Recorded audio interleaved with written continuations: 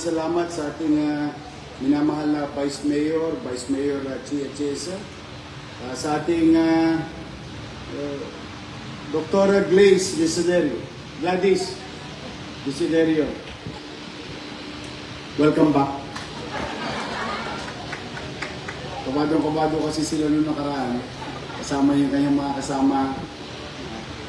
Napalayo sila sa dulo ng Pandakan. But I'm happy and excited for you. I would like to congratulate Engineer Andres because again and again, we are ahead of our target. We promise you to rebuild this for 6 months. And today is the 5th month. We are ahead of 1 month. Congratulations, Andres. To our MHD Director, Dr. Padilla, 10 ng kanyang mga BHW, BNS, and medical frontliners, medical and non-medical team, our partner in national government and private sectors, DOH, EMED, at PhilHealth, ang health ng aking mga health workers nakasalalay sa inyo. Paldo. Talaga po napakalaking bagay kapag ang pamahalaang lokal or public healthcare institution ay nakikipag-ugnayan araw-araw, lagi-lagi sa ating partner na DOH at PhilHealth. Mas marami tayong mabibigay na tulong sa ating mga kababayan. Because any local government, for that matter, cannot do it on its own alone. Despite we are a highly urbanized city, we may have some funds available because of the economic situation of the city. But with that, still we are challenged. The cost of operation daily for the city to operate properly and efficiently. And in this case, malaking puhunan natin ay pamumuhunan sa minimum basic needs. And it speaks of housing, education, healthcare, and jobs. No? Kaya kailangan talaga mainam, masinop, at episyente ang pakikipagtulungan ng lokal na pamahalaan at national government and private sectors. And with that, as far as the data is concerned, for the past 365 days of this administration, we are at par. Modesty aside, we are doing okay.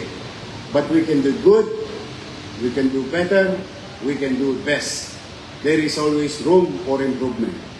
Kaya palakpakan natin ang ating mga national partners. Sa ating mga kasamang kusyal, masipag, maagang dumating ngayon, Kusyal Lau and Kusyal Pugoso. Palakpakan natin silang dalawa. Special mention ko lang yung paborito ng mga dating dalaga ng District 3. Kasi nung araw dalaga sila, gustong-gusto nila nung binata pa siya. Ngayon, dala na yung mga dalaga sa District 3 at medyo damatans na. Ito ang aking ipapakilala, si Secretary Letlet Sarkal.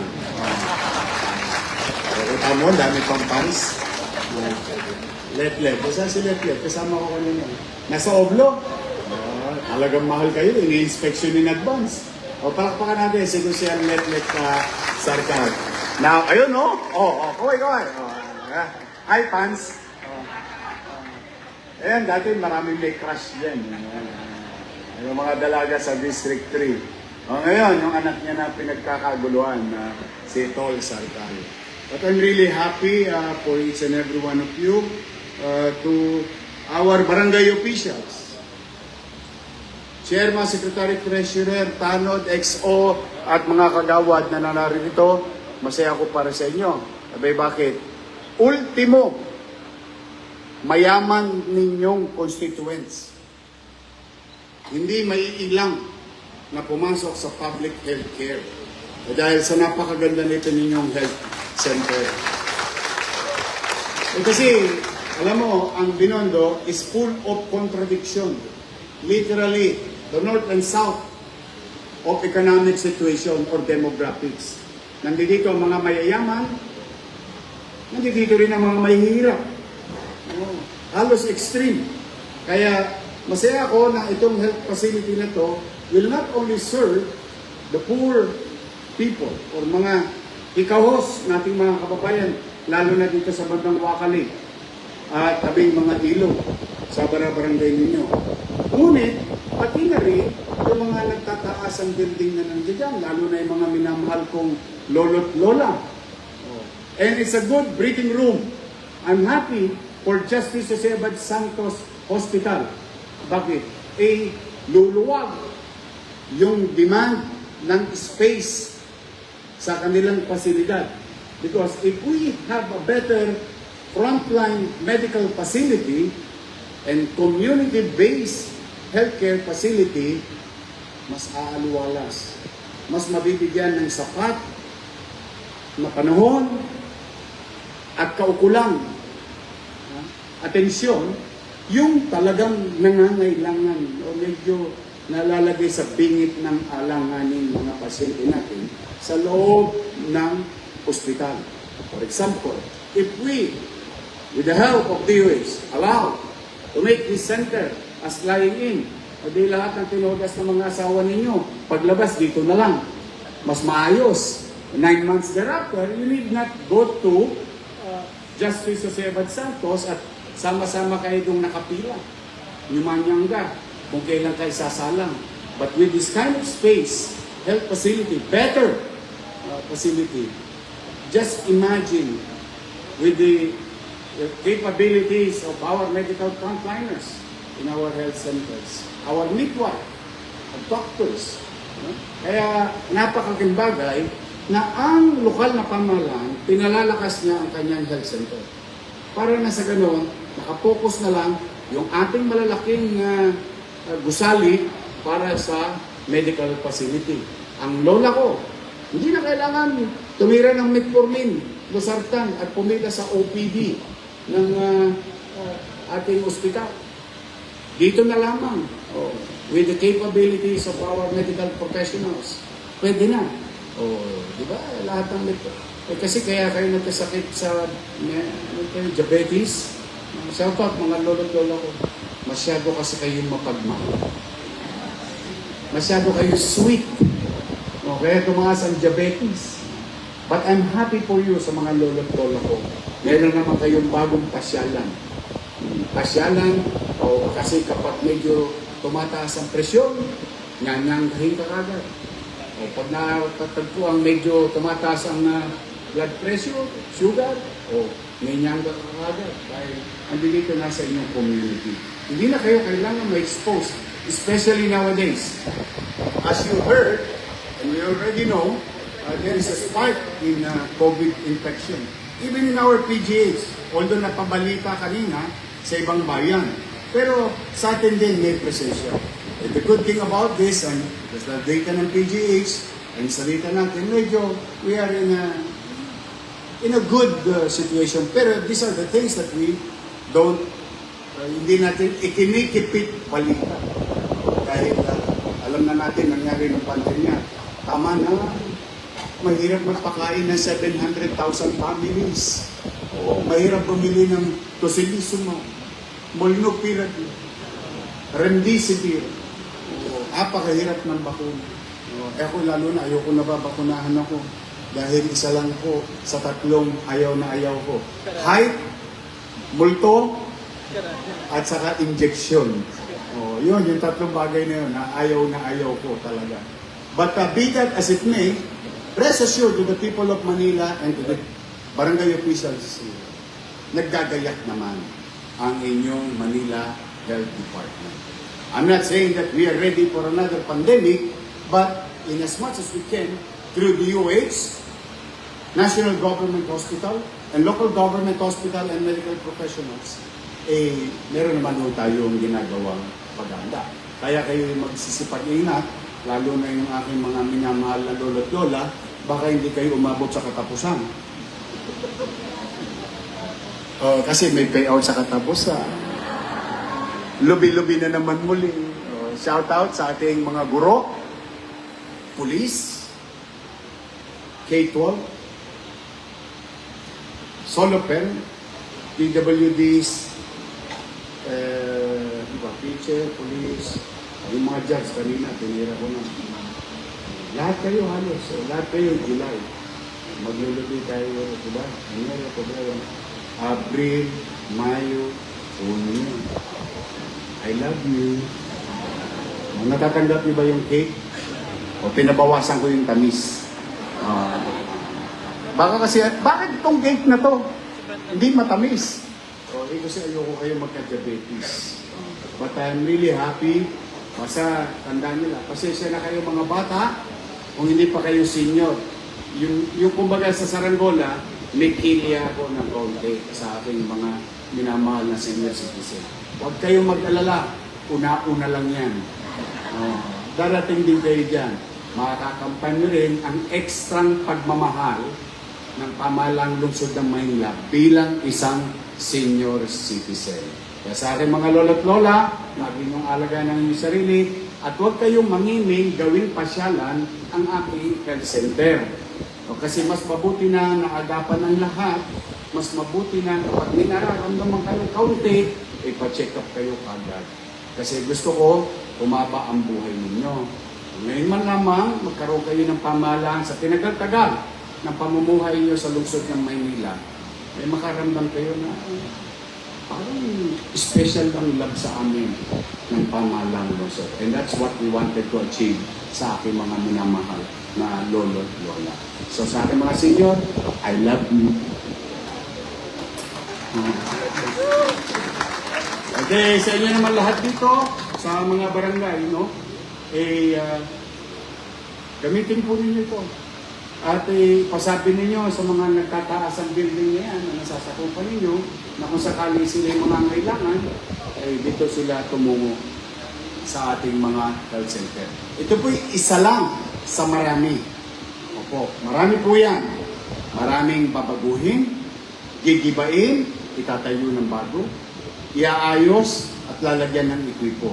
Masaya ako para sa mga nagtiyaga na inilayo ko pansamantala sa comfort level nila.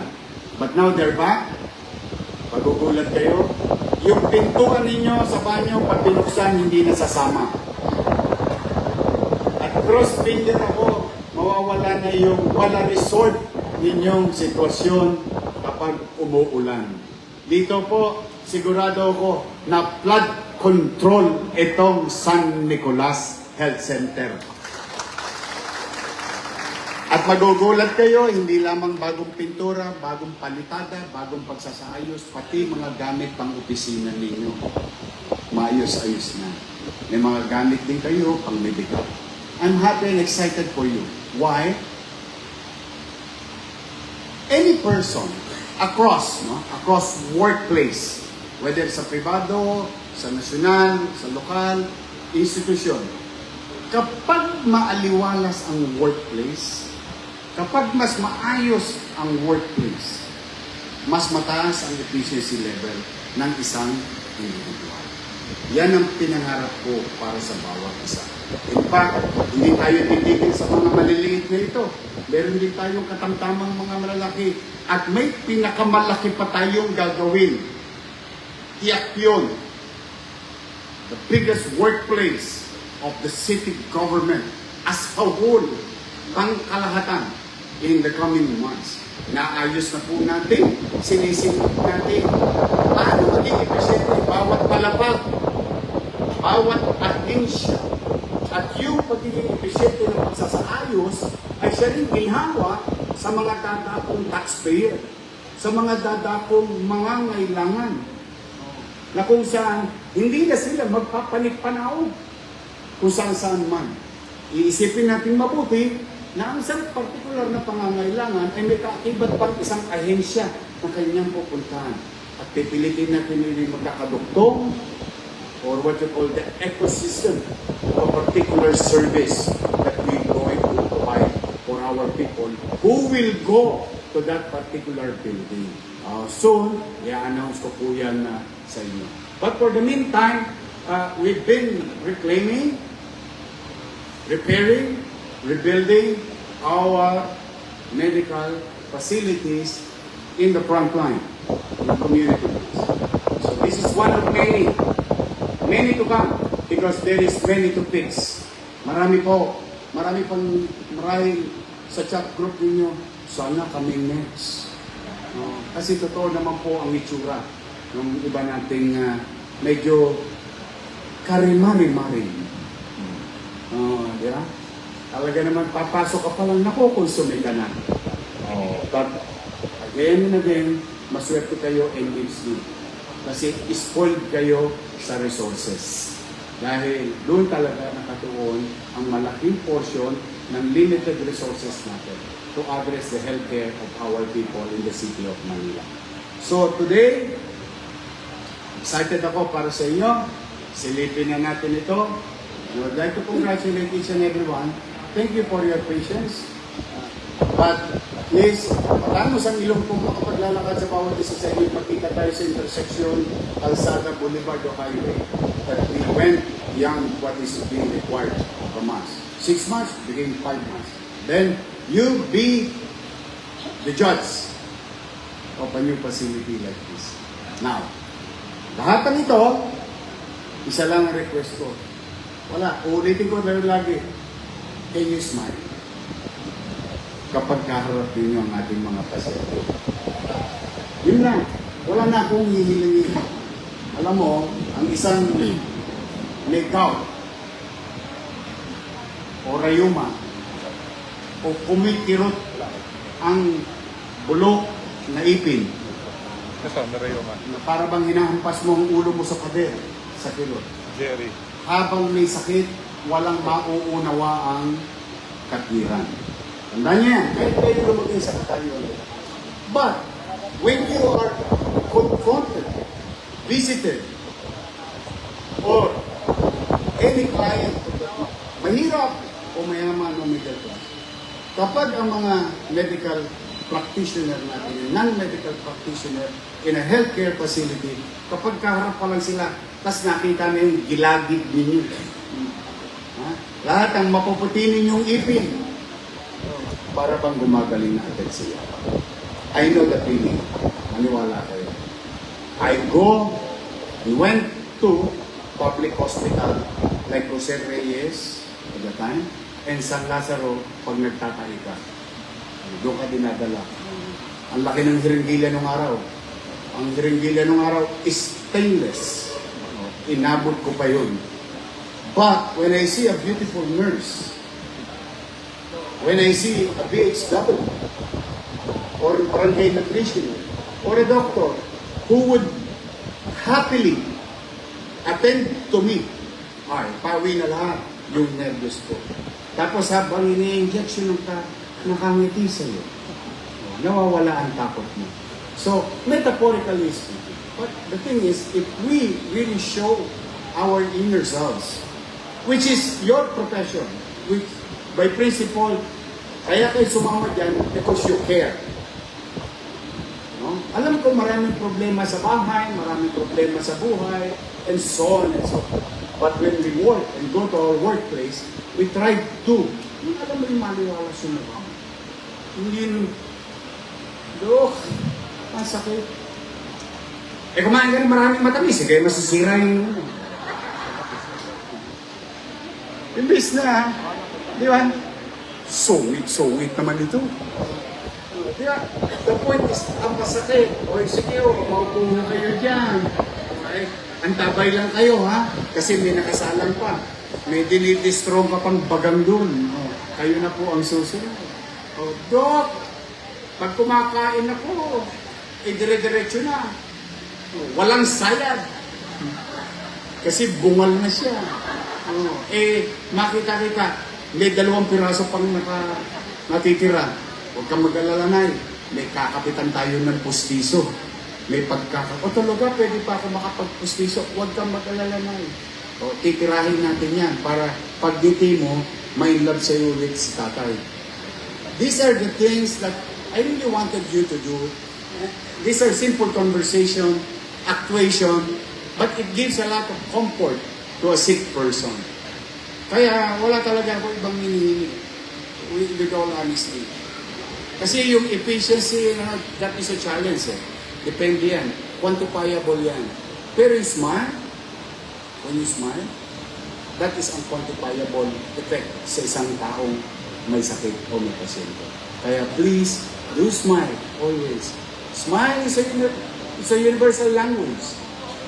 Kapag ang tao nang hindi pa kayo nagkakaintindihan, approve. Approve ka agad, diba? Because it's a universal language.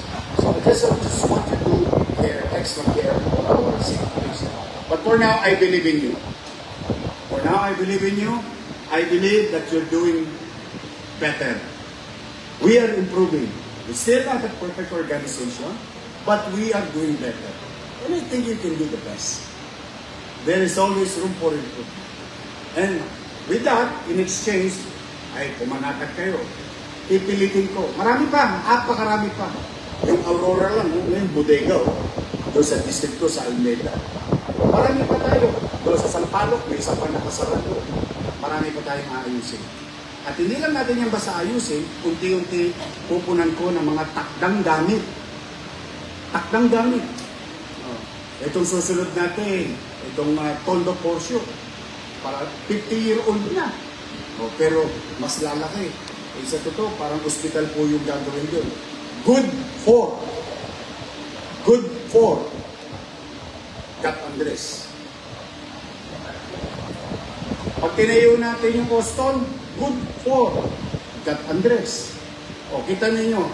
Ito po foot traffic. Para lang magkalaman yung kwento ko on how we declub foot traffic in our institution. Alam niyo nung nabuksan yung Baseco? O tanongin niyo yung GAT. Nabawasan naman ng gano'n. Kasi hindi na lumalabas yung tao sa GAT, sa Baseco. Dati lahat yan ang tapo niyang GAT at saka Justice System. Pero unti-unti, pag napunan ko na yung kumpleto na gamit, kasi nakukumpleto na yung medical professionals, nagdadating na yung mga gamit, ma-afford na natin yung level 1. Pag na-afford na natin yung level, fully functional hospital na siya. So what more we can do? Tingnan po rin yan, dito lamang 1, 2, 3, 4, 5, 6, 7. Ito yung last month, inaprobahan namin. Worth 216 million. 6 na bagong health center ang i-renovate. See? What more we can do in the coming years and months. We will not stop. Promise ko yan sa inyo at hindi ko yan titigilan. Dito pa. 1, 2, 3, 4, 5, 6, 7, 8, 9. 9. After 6, there is 9. So just imagine, hindi ko na sasabihin kung saan, baka ma-excite. I'll be there in the coming months. But for now, congratulations. Lalo na sa mga barangay official natin na lagi nakakalabit ng kanilang mga kabarangay sa panggastos sa mga maintenance. So, at least makakaluwag-luwag ito sa iyo. At masaya ako para sa mga taga-Binondo, lalo na sa San Nicolas, sa Teresa. More to come, may awa ang Diyos. Basta, for now, pinagpapasalamat ko sa Diyos, sa taxpayers sa Presidio. Kahit na talagang inabutan natin sadsad, pero kita nyo, ay tatawin natin. So, sa ating mga health workers, I'll see you soon. Alam nyo na, kakapaldo nyo lang 2 weeks ago. Excited na naman kayo. Kasi may nakita na naman akong pera. Uy, dumami ulit Kaya galingan ninyo, the more dumarami, baka mamaya, meron na naman kayo ulit. To our directors, at least now you're witnessing the continuing improvement of our medical facilities in the community. This will ease your operation. Muli po, ang nanay tatay ko, mga senior citizen, I love you again. Hindi ako magsasawang mag-I love you sa inyo. Talaga kasi mahal na mahal namin. Mahal na mahal kayo ng lungsod ng Maynila. Mag-ingat kayo, pagpalain nawa kayo ng Manila!